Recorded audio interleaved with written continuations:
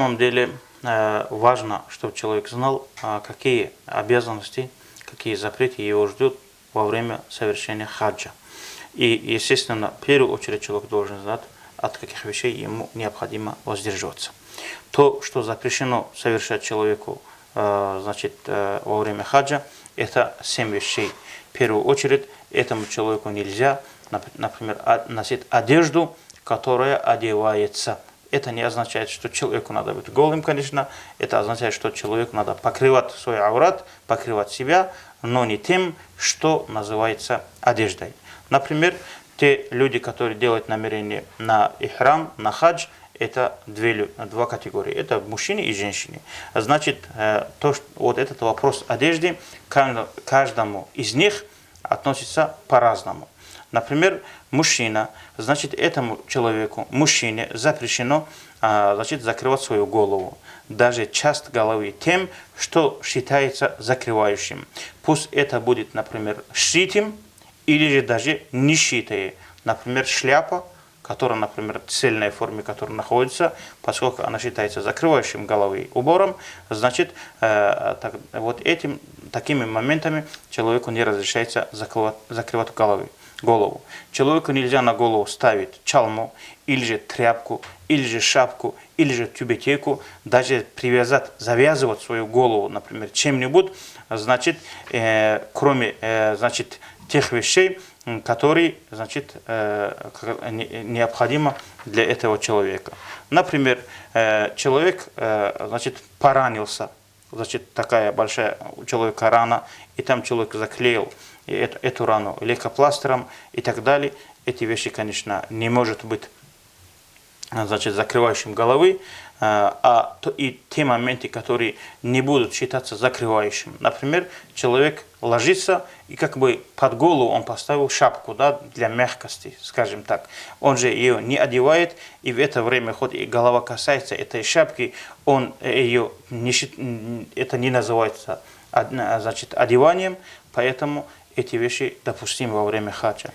Здесь я слышал, Махди Хаджи, такой момент, что, в принципе, если что-то, допустим, даже из привычной нам одежды использовать не в традиционной форме, так как, например, куртку одеть, накинуть на плечи наоборот, ну, как-то вот перевернутую наоборот, то это уже, в принципе, не считается как одежда.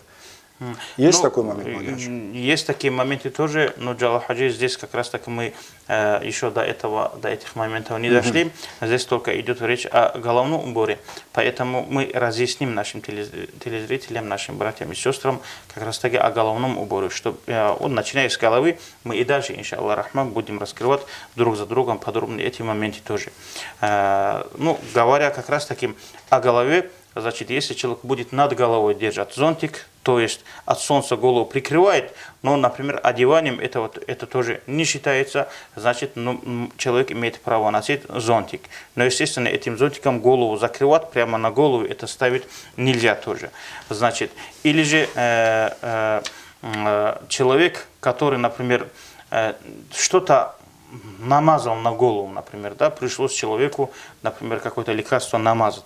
Этот мазь, например, не может считаться, как говорится, головным убором или закрыванием головы. Значит, а то, что как раз таки вы говорите вот в данный момент, значит, то, что касается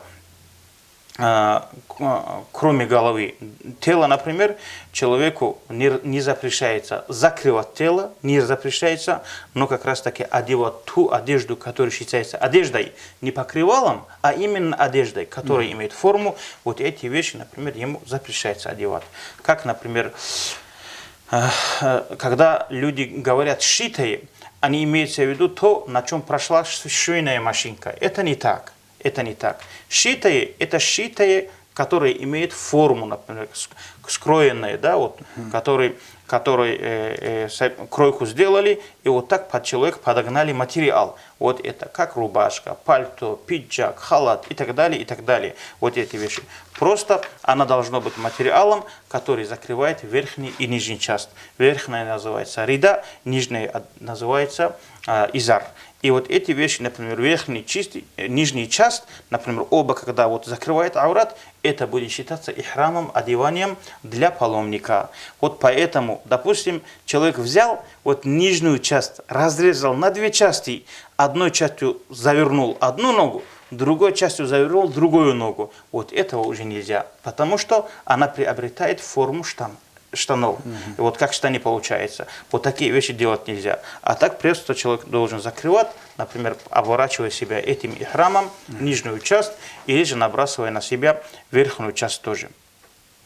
И точно так же человек, например, который совершает, например, хадж, он должен, например, избавиться от тех туфель или же от тех сапогов, которые закрывают ему целиком ногу. Нога – это то, что считается вот до щиколоток, закрывая щиколотки, вот туда идет наша нога, и этот вот закрывая щиколотки, вот такие туфли нельзя носить. Туфли у нас должны быть, например, как мы можем их назвать тапочками, которые не закрывают ни пятку, ни пальцы ног.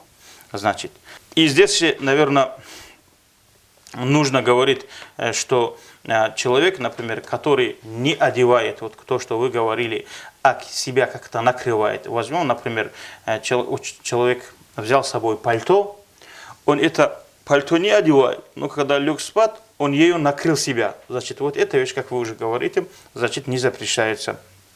Значит, и нижнюю часть одежды он имеет, например, чем-то вот закреплять тоже на себе, заворачивать, например, даже пару узелок делать на этом, значит, вот такие вещи разрешаются. Значит, этому человеку также разрешается одевать пояс, который, хоть это пояс и шитое, даже шитое одевать разрешается. Как, например, мы видим там, где мы с вами делаем намерение на хадж, там это с ихрамом вместе с одеванием для паломников, она и продается тоже. Даже человек может, например, такую, как это называется, туристическую сумку, что ли, да, вот где бывает, например, где он может ставить, ну, с карманниками, с карманами, где он может свои документы, деньги ставить, например, с ней, он может это тоже, этим тоже закрепить себя, нижнюю часть ихрама, этим тоже может сдерживать тоже. Значит, а то, что касается, например, верхней части, то здесь, дорогие братья и сестры, мы с вами очень осторожными должны быть. Человеку не разрешается не одевать узелок, не туда ставить шпильки там, или же вот некоторых мы видим, например, даже на липучках ихрама мы замечали, например, да, вот такие вещи к верхней части ихрама не применяются. Хотя имеется разрешение, когда мы вот оба ихрама, вот, как бы с обеими частями ихрама, верхний ихрам закрываем себя, вот ее края в нижний ихрам, в пояс нижнего ихрама засовывать мы имеем право, но вместе с этим друг другу их завязывать, узелок делать и так далее, такие вещи не разрешаются. И даже говорится, если кто-то говорит, что это можно, значит, не нужно этого делать тоже. И имам Навави, рахмаллах, в своей книге Илах пишет, что люди, паломник, говорит, в этом очень слабо себя ведут, именно в этих моментах, говорит. Это, говорит, моменты, где паломники расслабляются, потому что, когда несколько дней вот с ихрамом они носятся, видимо, значит, нашу паломнику уже тяжело бывает с этим справляться, то она сползает, то падает и так далее. И раз взял, там, закрепил хорошенько там и избавился как бы от проблемы. Вот, Махди Хаджи, порою, ну, в принципе, большинство ихрамов на своих окончаниях имеет вид бахромы. Вот, и, соответственно, вот это вот постоянное действие, в котором паломник пребывает и так далее, там трение, допустим, об ту же самую, к примеру, сумку, может привести к образованию каких-то узелков вот из этой бахромы. Здесь ничего подобного нету. Когда речь идет о узелках, это идет речь о тех узелках, которые делаются для того, чтобы закрепить ихрам на теле человека. А то, что там скрутилось и так далее, это как узелок не засчитывается тоже.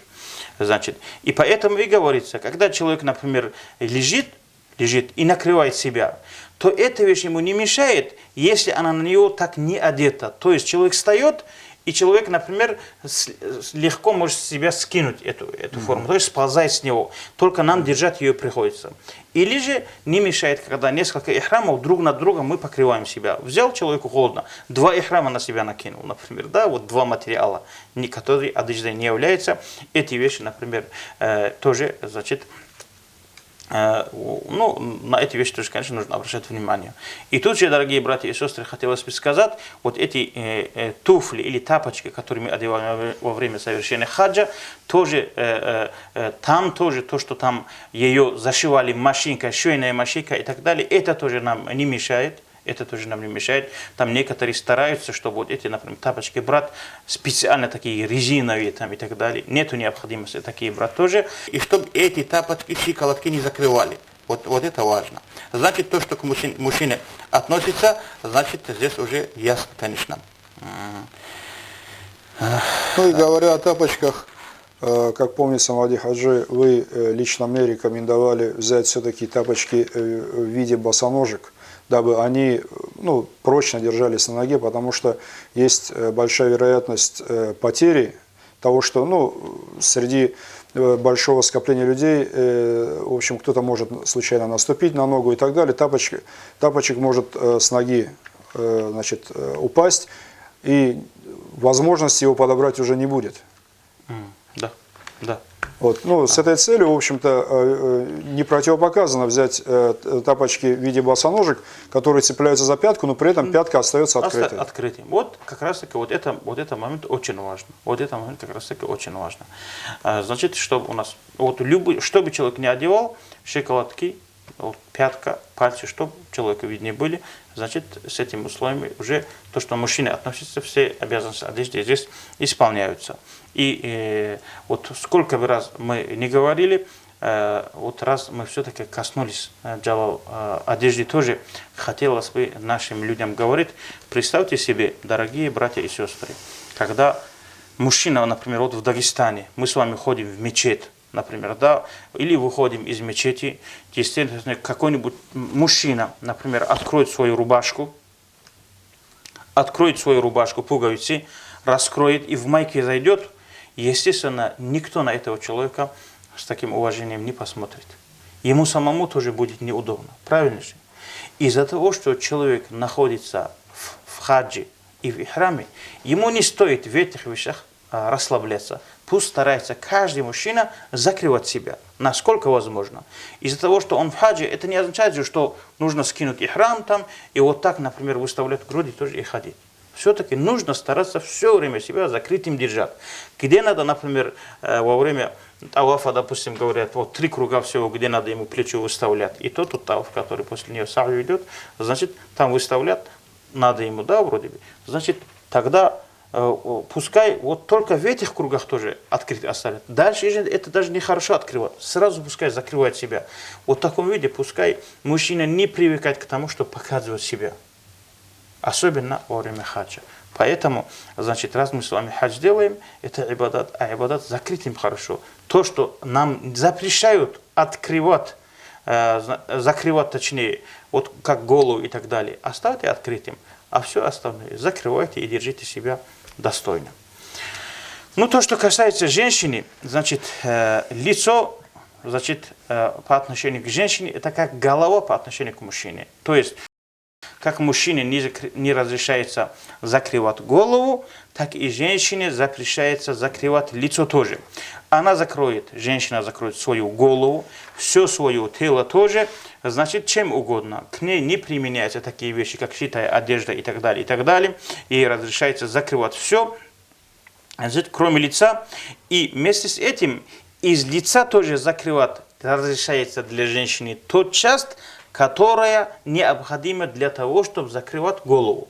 Например, скажем так, вот, значит, вот здесь идет, допустим, говоря, граница головы, а вот здесь идет граница лица. Человек же не может, вот этот, женщина же не сможет платок одеть так, чтобы ровно по границе получилось. Это невозможно. Ей, чтобы закрывать голову, то, что харам показывает, необходимо, чтобы часть лица тоже взять. Правильно же? Вот эта часть лица тоже нужно взять. И будьте осторожны, значит, насчет подбородка. А значит, что платок женщины одевали с закрыванием подбородка и так далее. И голова, дорогие сестры, голова это аурат.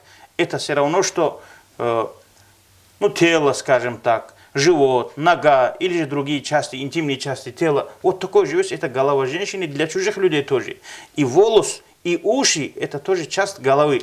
значит, эти уши тоже должны быть закрытыми.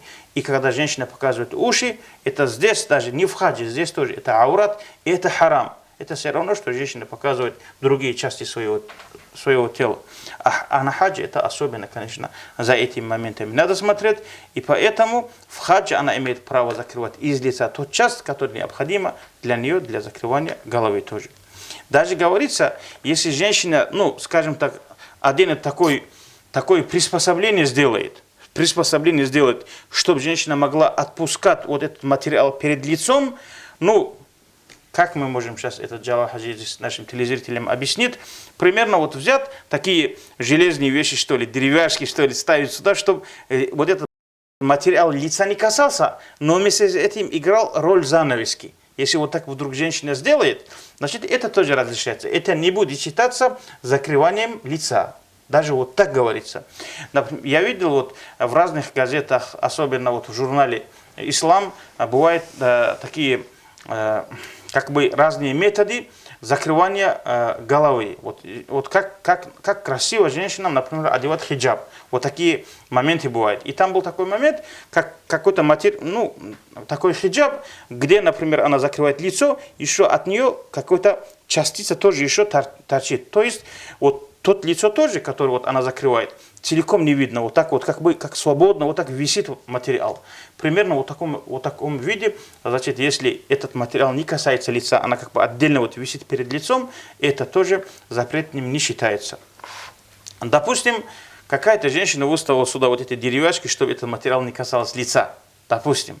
И тут вот это упали, и вот материал обвис и коснулась лица. Если она быстро вот это уберет, и то под штраф она не попадает. То есть это тоже, значит, ну, она освобождается от штрафа. Махди Хаджи, ступни женщины должны быть закрыты при этом? Естественно, правильно? естественно. Потому что, значит, что ауратом для женщины является, это ауратом и в хаджи является. Ступни вот, женщины, ноги женщины, даже вот это палец, маленький палец левой ноги, это тоже аурат, это тоже харам. И из-за того, что женщина в хаджи, это халалом не становится.